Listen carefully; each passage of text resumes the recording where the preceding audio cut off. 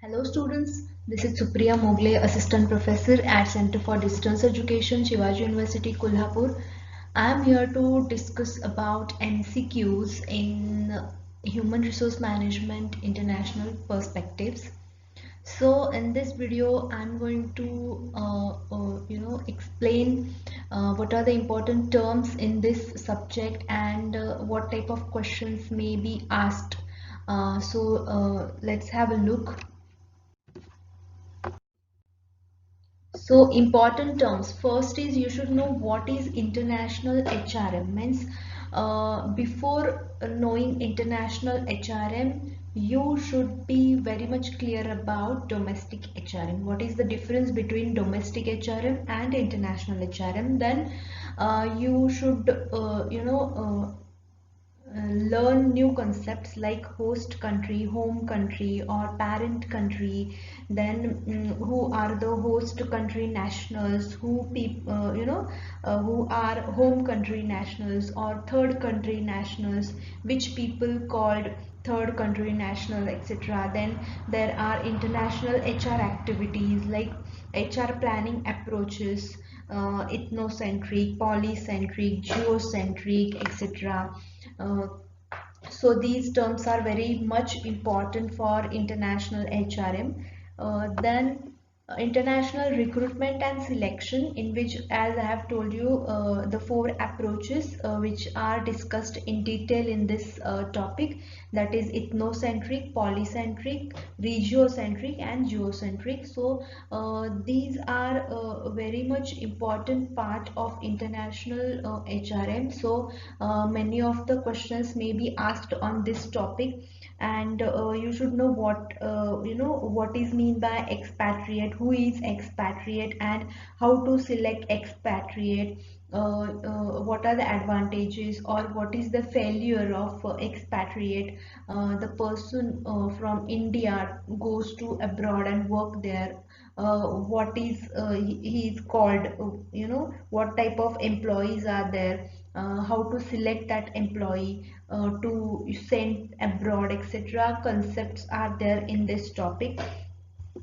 Then HRIS, Human Resource Information System. They may ask the long form of this term, or they may ask the definition, meaning of HRIS, and what are the uses of information system in HR. Means all the HR activities are going to operate from information technology, by using the technologies, by using the devices, etc. You are going to use computers, network, etc., and then you are performing a human resource activities. So everything is defined in this topic. Then virtual organization. Before studying virtual organization, you should be very much clear about traditional organization. Means what is the difference between traditional organization and virtual organization, or what is the difference between traditional office and virtual office. Then there are types of virtual organization, like virtual office or virtual office with virtual organization with telecomputers, or virtual organization with employees. So what are the features of virtual organization, etc. Then e-recruitment, or sources of recruitment.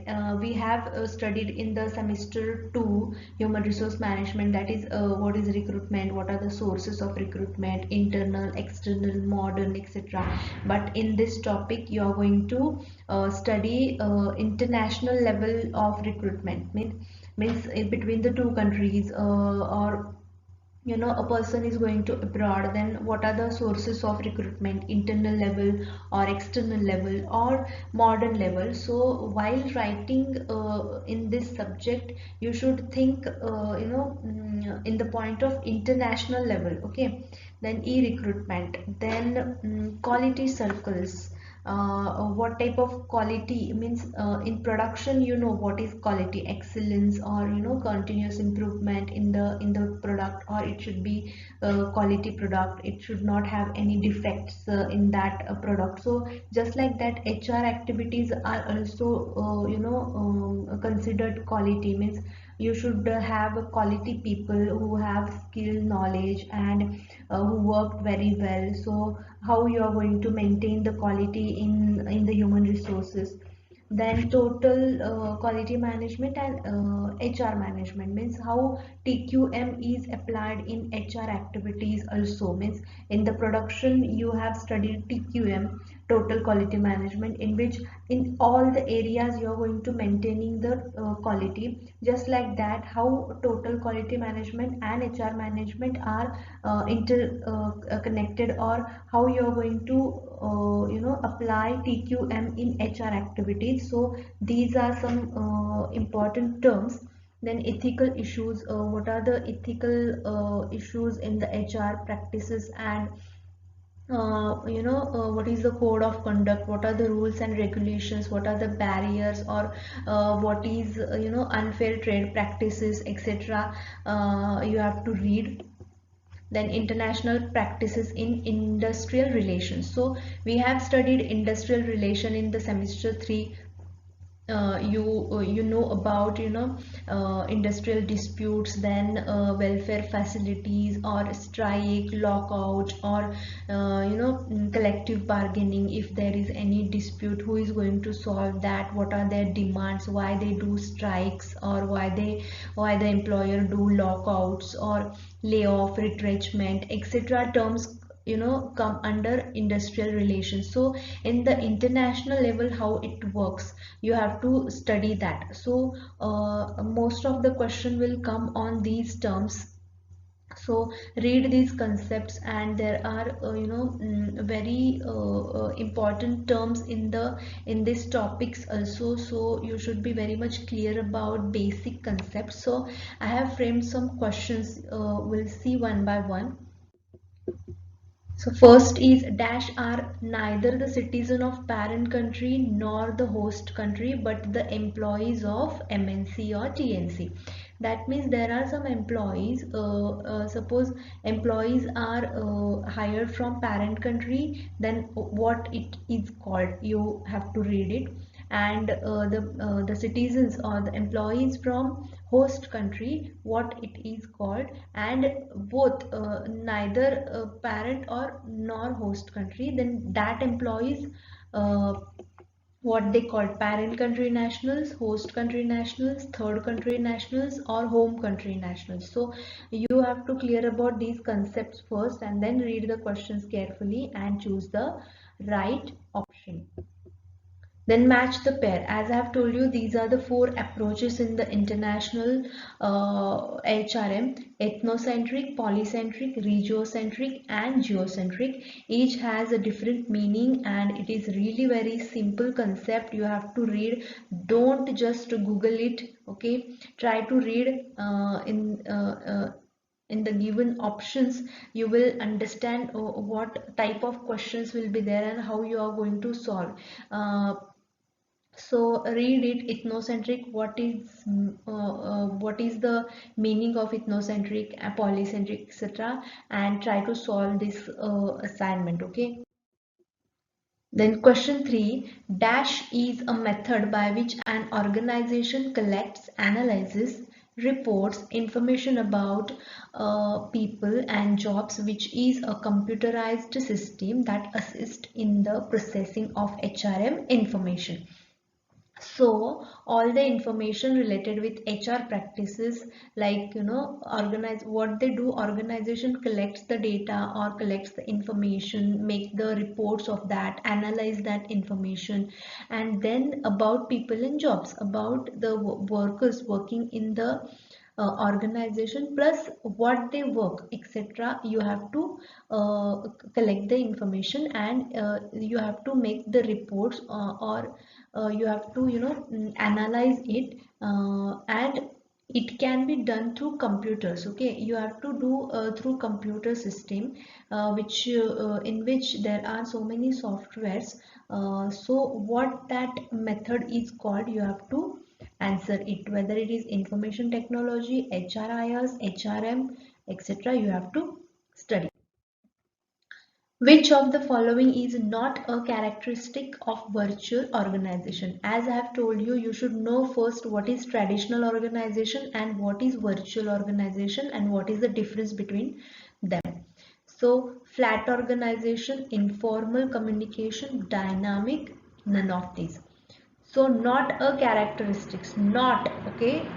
Read that word and then think of it and answer. Trade union gains a new and supplier entitlement from one employer and then uses that agreement to demand is called, okay. Pattern bargaining, collective bargaining, dismissal tech, none of these.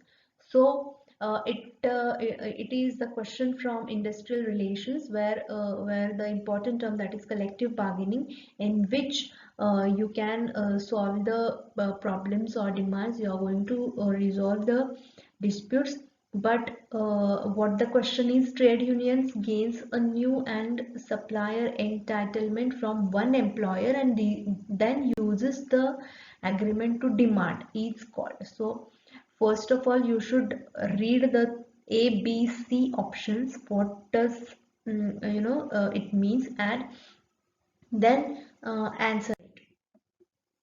Which of the following ISO is for quality standards? Okay, as you know, ISO, what is it? It is the certification given for quality standards. But there are series in the ISO family. So which each series is defining the different types of standards. So which series defines quality standards? You have to answer it.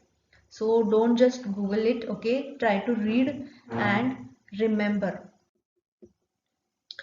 Deming's four-step cycle of improvement is, again, it is from the quality management, total quality management concept, really very basic concept. It is Deming's, he has developed this cycle of improvement in the quality: plan, do, check, act, or schedule, do, check, act, check, do, act, check, monitor, or plan, check, do, act. So read it. What is plan, do, check, act, what is the sequence of that, etc. Then question 7. The concept Poka-yoke seeks to prevent human mistakes. Which of the following are not examples of Poka-yoke?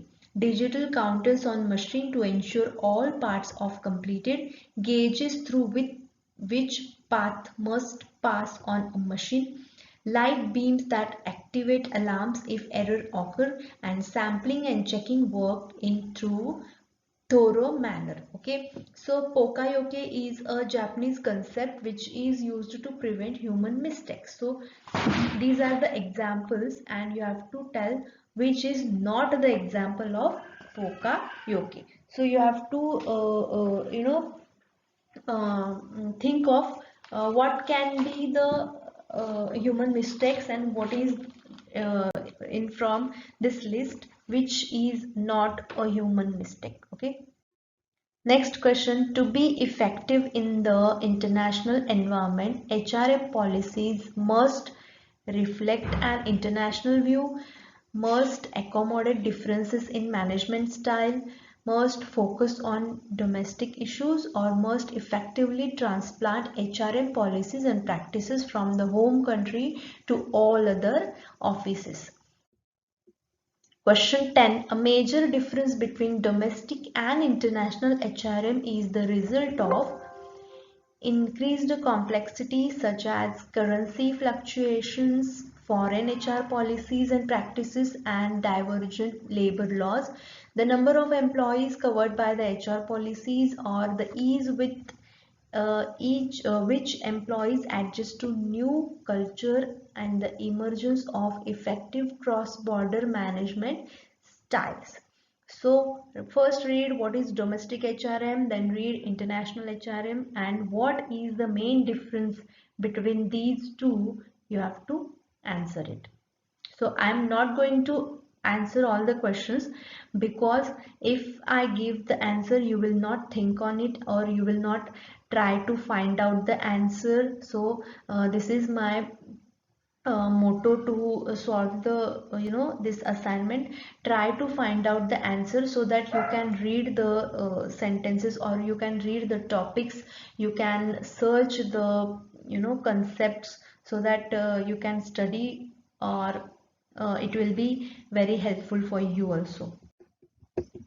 Question 11 is, the following are valid reasons for using ethnocentric international staffing strategy except, okay, except means it is not included: maintaining a unified corporate culture, maintaining a diverse corporate culture, lack of qualified managers in the host country, and maintaining right control.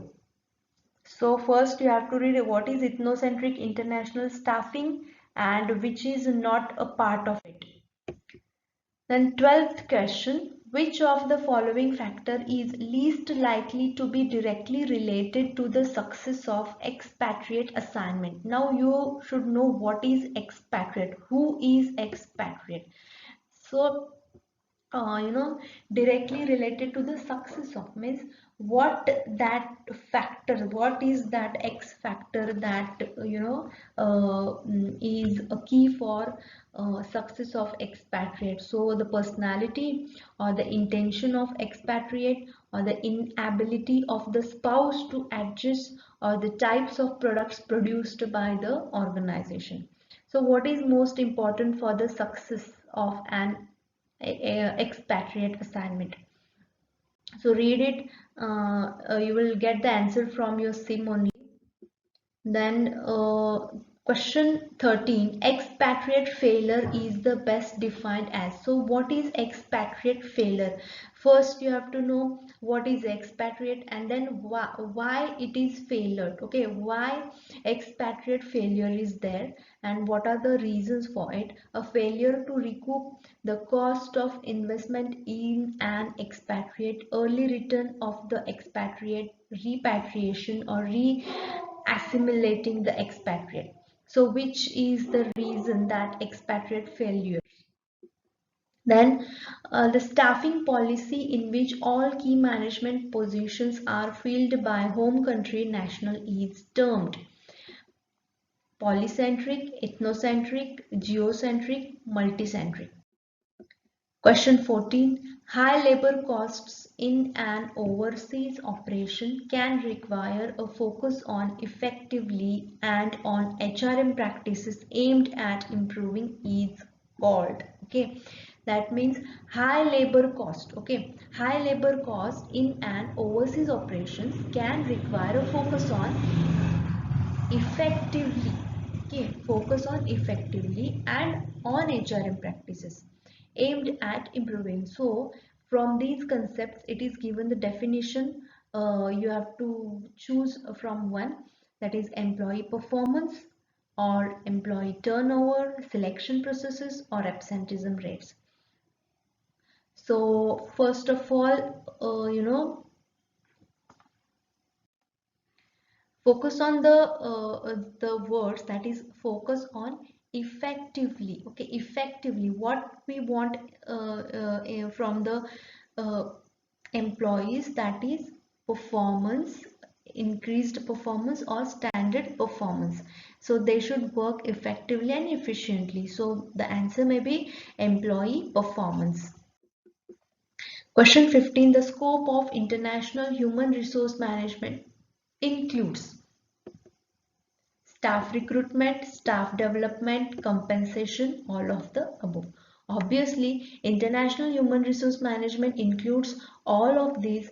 There is a staff recruitment at international level, there is staff development at international level. Compensation is also given to the employees who are working in host country, home country, or third country nationals are there. So all of these are included in the international human resource management. So these were the questions I have framed. These type of question will be asked in your MCQs pattern. So be ready with it, and the whatever I have told you, the important terms, you should study that in deep. because they are not going to ask all round or broad questions, but they will ask in deep, they will ask the meaning, some examples they can give. So you should know all the concepts. So try to find out the answers. If you don't get, just message me or comment in the section, and I will give you the answer. But first you should find out the answer. Just read the concepts, you will get the answers. Okay, so here I complete my video. I hope you understood and I hope you liked it. Thank you.